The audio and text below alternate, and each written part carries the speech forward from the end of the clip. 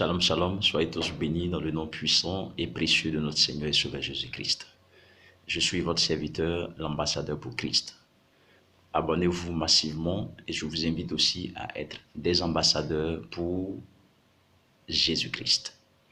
Eh bien, ce matin, nous verrons un thème assez simple lié aux événements que nous vivons dans ces temps. Cette pandémie mondiale qui a bouleversé le fonctionnement du monde entier. Alors le thème, il est simple, c'est le dernier recours. Le dernier recours. Vous savez, quand on a tout essayé, on a essayé toutes les solutions et que ça ne va pas, il y a un dernier recours. Il y a des frères et des sœurs en Christ qui, malgré leur engagement dans l'œuvre de Dieu, ont des situations qui ne sont jamais réglées. Bien aimé, quand tu as tout fait et qu'il n'y a pas de solution, il y a ce que j'appelle le dernier recours. Le dernier recours, c'est la grâce de Dieu. Il y a des frères qui sont dans des péchés, qui ont beau lutter, mais jusque-là, ils sont toujours dans ce péché-là. Ils n'arrivent pas à se défaire. Il y a la grâce de Dieu qui peut te libérer. Il y a des frères et des sœurs qui ont des difficultés pour le mariage. Ils luttent tout le temps. Quand ça ne va pas, arrivé à un certain moment, demande la grâce de Dieu. D'autres ne peuvent même pas travailler. Ce que les autres ont facilement, eux ne peuvent pas l'avoir. Bien-aimé, dans ce cas-là, demande la grâce de Dieu. Ma soeur, tu es mariée, ça fait combien de temps? Tu n'as pas d'enfant. Demande la grâce de Dieu. Tu as prié, tu as jeûné. Est-ce que tu n'es pas fatigué de prier, de jeûner? Mais il y a quelque chose que tu dois faire ressortir. Le dernier recours, la grâce de Dieu. La grâce de Dieu. Vous savez, de façon directe ou indirecte, nous posons des actes qui nous rattrapent. La grâce de Dieu, pourquoi? La grâce de Dieu parce que, en réalité, la grâce, c'est quelque chose que Dieu nous donne qui, en réalité, nous ne méritons pas cela. C'est une faveur imméritée. Une faveur imméritée. On ne mérite pas, il nous donne. Et donc, il y a des actes que nous posons qui nous rattrapent. Soit c'est nous-mêmes qui posons ces actes, ou bien nos aïeux les ont posés, mais ça nous rattrape. Nous sommes liés à des prisons, nous sommes dans des prisons spirituelles. On ne peut pas s'en sortir. On a beau lutter, faire des délivrances, ça ne va pas. Bien-aimé, dans ce cas-là, demande la grâce de Dieu. La grâce de Dieu. Je lis rapidement un passage.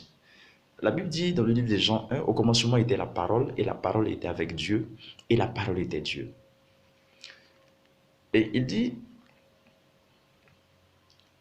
au verset 14, « Et la parole a été faite chair, et elle a habité parmi nous, pleine de grâce et de vérité.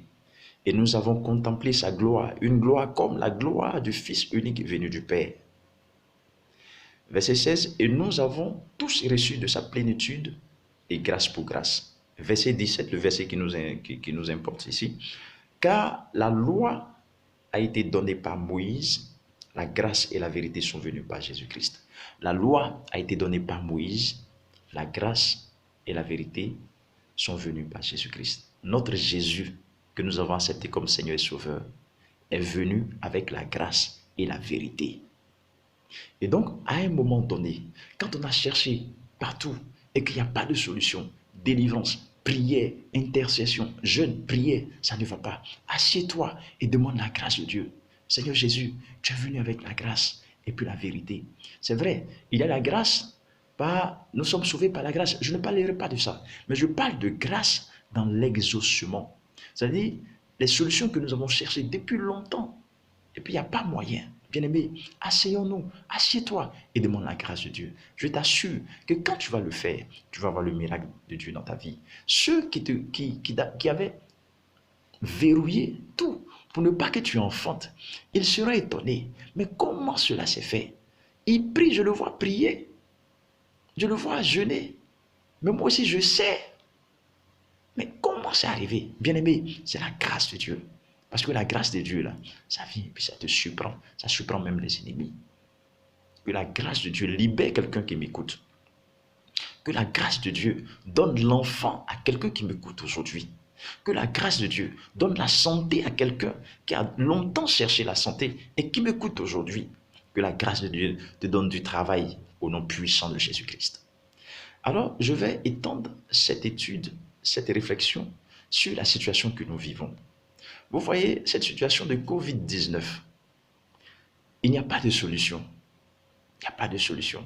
S'il y avait de solution, les gens allaient arrêter de mourir. Mais il n'y a pas de solution. Mais quand il n'y a pas de solution, il y a un groupe qui doit sortir pour dire, nous on a le remède. Bien-aimés, chrétiens, enfants de Dieu, nous là, on a le remède de Covid-19. C'est vrai, nous avons prié. Par la foi, on a déclaré 1000 tomberont à notre droite, 10 000 à notre gauche, on ne sera jamais atteint. Oui, on a déclaré, on l'a fait. C'est bien, nous, on est protégés, il n'y a pas de souci. Mais souvenons-nous que ceux qui meurent ont du sang qui coule dans leurs veines, comme nous. Ce sont des enfants de Dieu. Même si on leur a prêché l'évangile, qu'ils n'ont pas écouté, et qu'ils ont légalisé ce qu'on ne doit pas légaliser dans leur nation, bien-aimés, ce sont des créatures de Dieu. Aidons-les. Nous avons le remède. Le remède, c'est quoi? Nous avons Jésus-Christ. Or, Christ, notre Seigneur et Sauveur, est venu avec la grâce et la vérité. Et cette grâce-là, nous allons demander cela au Seigneur. Et je vous assure, si nous nous mettons ensemble et nous demandons au Seigneur de nous faire voir sa gloire à travers sa grâce, vous verrez que cette pandémie va s'arrêter. En réalité, les enfants de Dieu ont la solution. Dans la prière, en demandant la grâce de Dieu. Voyez-vous, aujourd'hui, les gens meurent par milliers. Ils meurent par milliers. Ils meurent par milliers. En France, les gens meurent.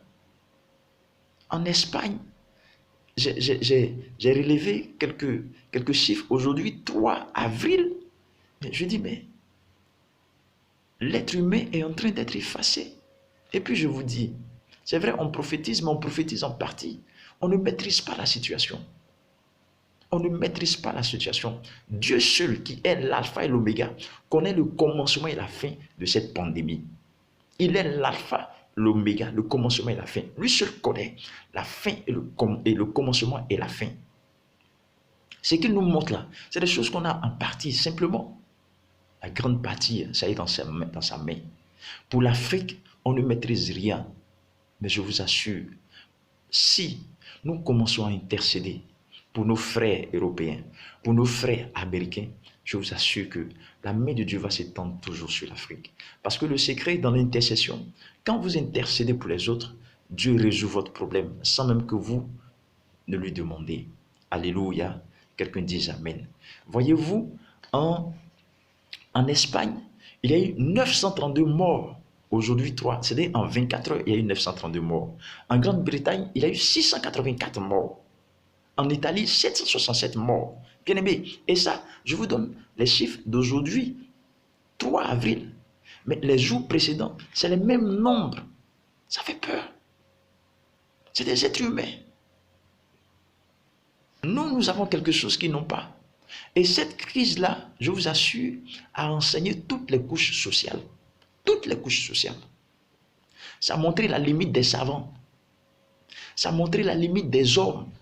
Ça a montré la limite des pays riches. Ça a montré leurs limites, les limites. Et aujourd'hui, ils ne peuvent rien faire. Ils sont désespérés. On cherche les masques et autres. Non, masque, ça ne peut rien faire. Chrétiens et chrétiennes du monde entier, mettons-nous ensemble.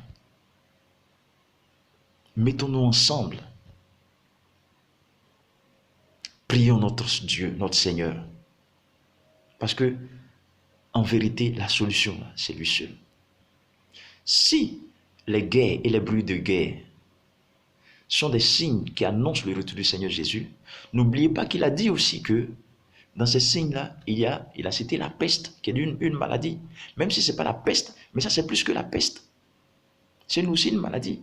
Et ce sont des signes qui annoncent le retour du Seigneur Jésus-Christ. Si pour des guerres, nous en Afrique, on a tellement connu de guerres, et quand les gens cherchent à trouver des solutions pour la paix, et que ça ne va pas, mais arrivé à un certain moment donné, les chrétiens se lèvent et commencent à prier, implorer le Seigneur, demander sa grâce pour la paix dans les nations, dans le pays qui est en guerre.